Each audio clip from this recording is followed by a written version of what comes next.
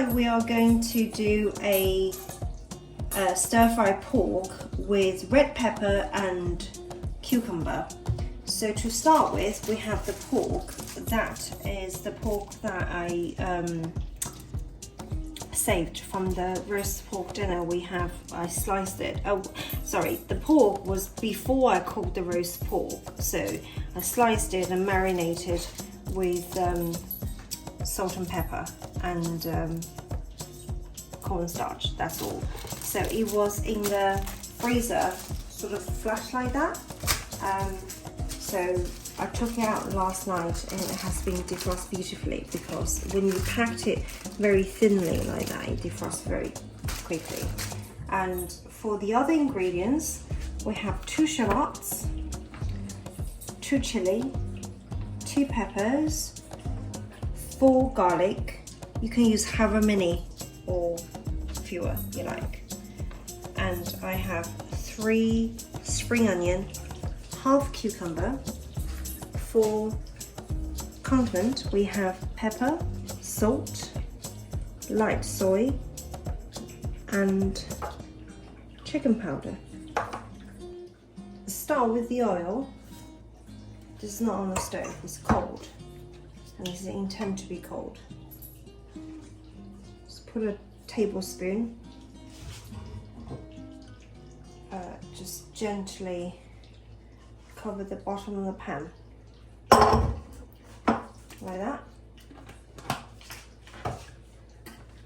I'm going to prep the shallots.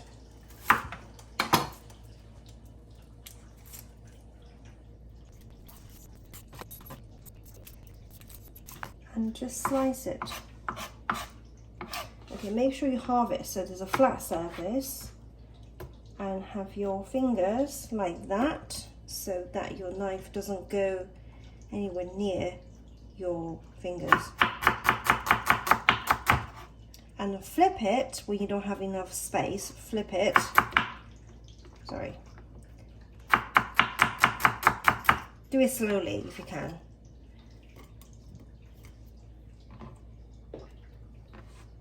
Be very careful when you use the knife. Flip it when you don't have enough space to hold on.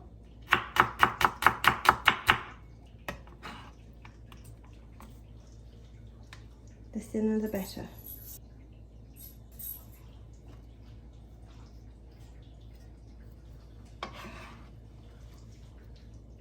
Repeat the process for the other shallot.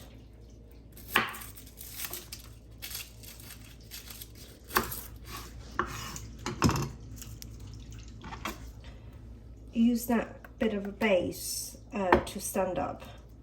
Halve it and peel the outer skin.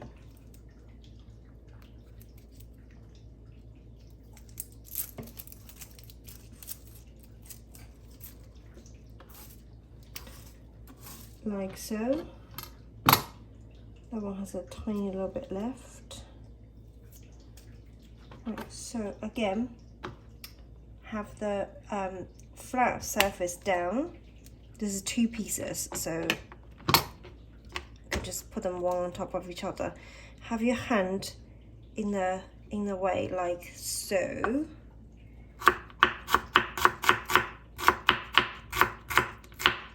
Flip it when you have no more space to grab on. So everything will be thinly cut like that.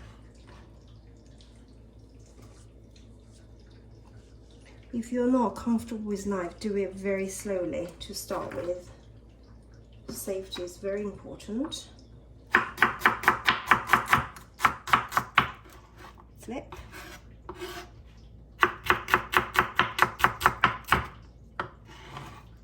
Next, we're going to prepare the peppers. And just gently wiggle that and to pull that out. Once again, pull that. Oh, actually, that just came out. So, can you see the way? There it is. If you're not comfortable, hold it flat like so, but because I want to cut it in a certain way, so I'm going to hold it on the sort of a smaller surface. But if you're not comfortable with a knife, rest it on the flatter surface, just whatever is safer for you.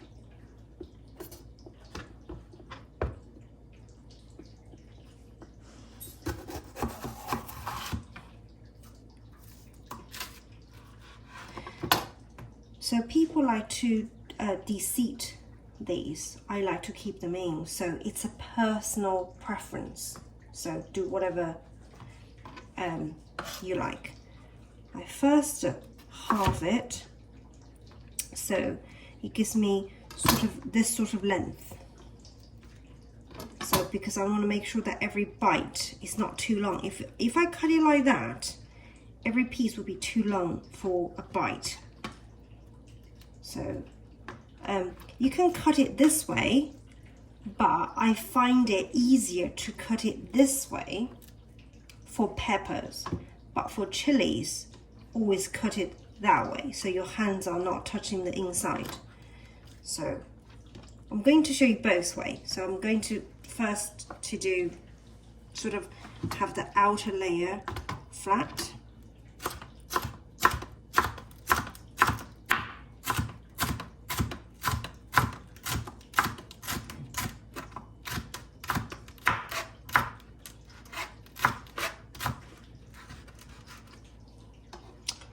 So they sort of come out this sort of thickness, so thin-ish, but not too thin. And plate it, and now I'll show you this way, which I find it harder because this side is very smooth, so it's difficult to cut in. But do whatever it's safe for you.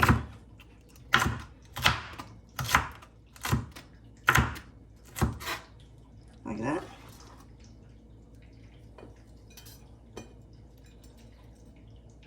I'm going to continue doing that until this is done. There are two ways to cut the chilies. One way is to cut it like that, so you will have more chili out. That means the dishes will be hotter. So if you like hot dishes, you can do that. Another way is to cut it lengthwise. So for somebody who doesn't like chili but just like a hint of it, or you have somebody eating with you don't like chili, they can always pick out the chili. So you can do that. So I'm going to show you both ways. So for the first way is to, if you like spicy food,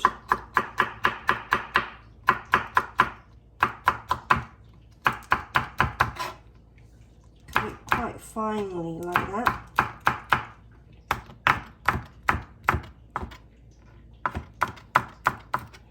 Make sure you don't touch the middle and then rub your eye. It will be quite bad. You'll burn it. Another way, if you just like a tiny bit of a chili flavor, but you don't like the heat of it, again, be very careful. Hold it down and just halve it. So, like that. So do one way or another. I'm just showing you how I will do both, depending on who is eating with me. And for the cucumber, I will cut a tiny little bit ends out because that bit is quite rough. So hold it tight, halve it, and in this instance, do you remember the soup that I said leave the seeds in because we need a flavor? Before stir fry, you don't want to do that because it will get too watery. So be very careful, hold it tight, just gently run the knife on the edge of that, on the edge of the seeds, like so. Be very careful. And then grab a spoon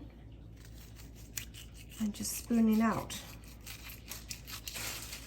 If you are doing a soup, that's perfect to put in a soup, so don't waste it. Use it, but not in a stir fry.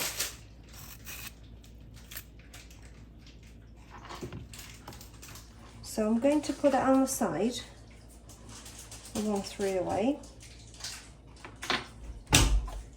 Then I'll show you how I cut it. Again, you rest a half cucumber on the flatter side very, very firmly on the chopping board, and then you just, there are many ways to cut it. You can cut it this way. As you can see, it's very thin, which is fine, but it will release lots of water while you're cooking it because how many pieces on the surface. Another way is to run it like that, so you have much longer pieces, which is sort of the similar shape to your peppers, like that. But obviously tonight everything's sort of just whatever, because I'm trying to show you many ways to cut it. So if you like your water to be sort of more sauce and more watery, cut it that way. But otherwise, cut it this way. As you can see, I hardly have any space to grab on anymore, and it's not safe for me to do that. So flip it over.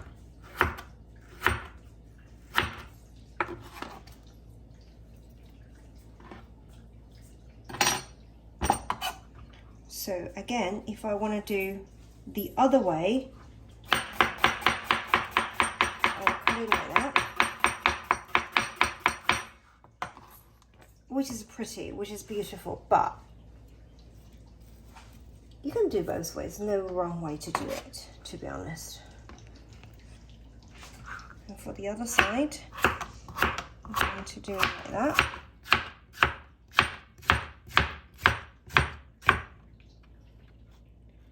Again, I couldn't hold on to that anymore, so I will flip it over and do it like that. Sometimes when I'm doing salad, when I want the cucumber to be extremely thin, I would either layer them out like that. I'll grab 2 pieces and I'll even slice them thin, but for stir fry, that's not recommended. You can, it's personal preference. So now with that many different cuts of cucumber, we are just going to do this very roughly. I'm just going to cut it like that, just big chunks, nothing special.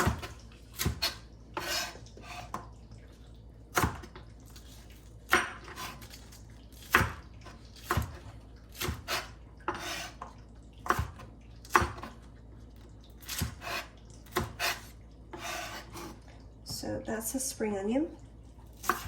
If you find particular pieces too thick, always halve it. And with garlic, I'm going to do 1. It'll be quicker. You peel the garlic skin like so, and then again have the flatter surface on the chopping board. Then just let the knife do its job. Make sure you have a very sharp knife. Okay, I will show you when I finish chopping the garlic. The shallot has been sitting in the cold oil for about 10 minutes while I was prepping the other ingredients, so that gives a good chance for the oil to be infused. So now I'm going to turn on the gas, a medium.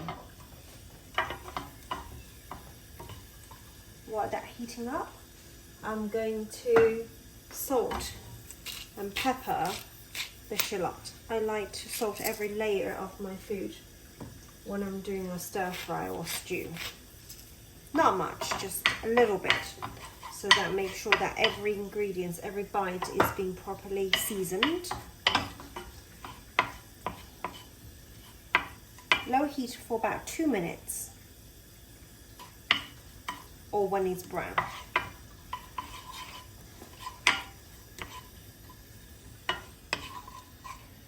It will take a lot quicker with wok. But it will produce a lot of smoke, which means you won't be able to see what I'm doing.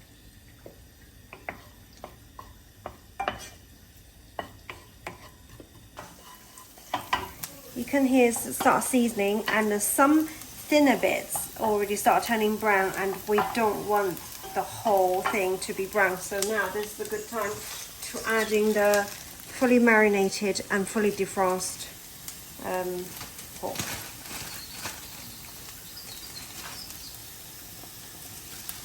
Being like that, it won't take long because the pork is very thin.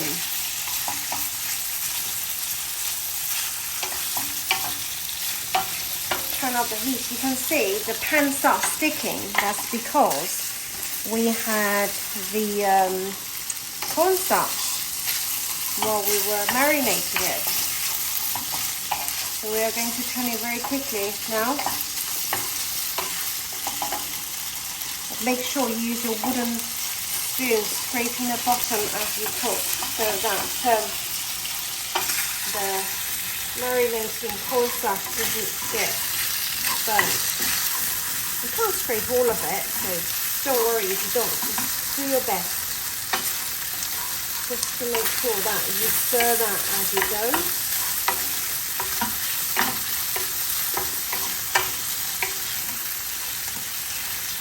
Flip the bigger side of the pork if you see it's pink. This will take about a minute or so.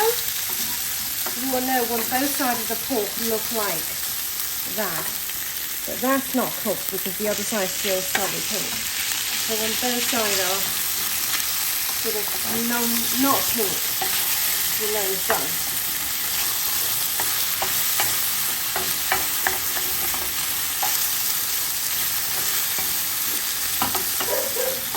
About a minute the pork is cooked,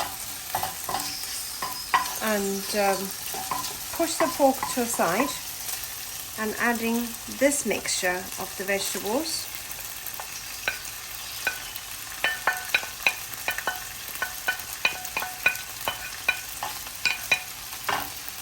Make sure the heat is on high, and as per usual, season each layer, salt,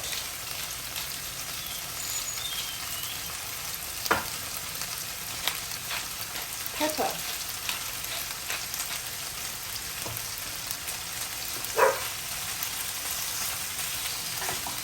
these won't take long to cook, about a minute or so.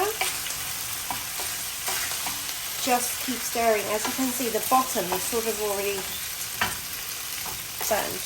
It's not burnt, it's flavour, but if you use a wok, it's much quicker. You wouldn't even get a chance to sit the bottom like that.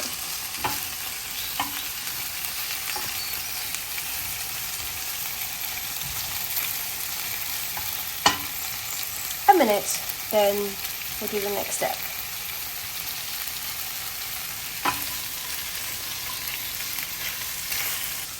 The way you know your food is nearly ready is to check the cucumber is sort of soft, it's not crunchy anymore.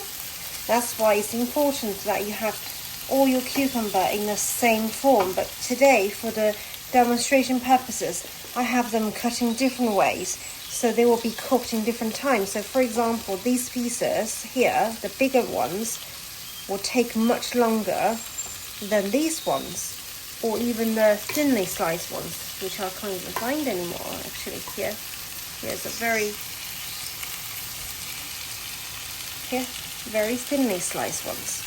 So make sure that most of your vegetables are cut in the very unified way so that the cooking time remain the same. So this is about a minute or so, and most of the vegetables are softened. So this is a good time to put garlic and a spring onion in, because garlic doesn't take long, and you don't want to put garlic too early on because it will burn. And this is a very good time to put soy sauce, to add liquid to prevent the burning. Just a little bit.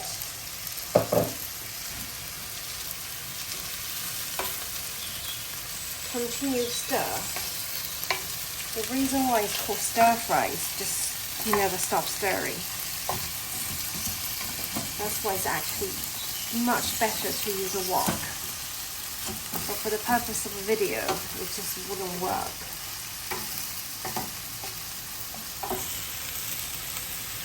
The very last thing you need to add is chicken powder. That's the very last thing you need to add. Mix it up well, turn up the heat, then ready to serve.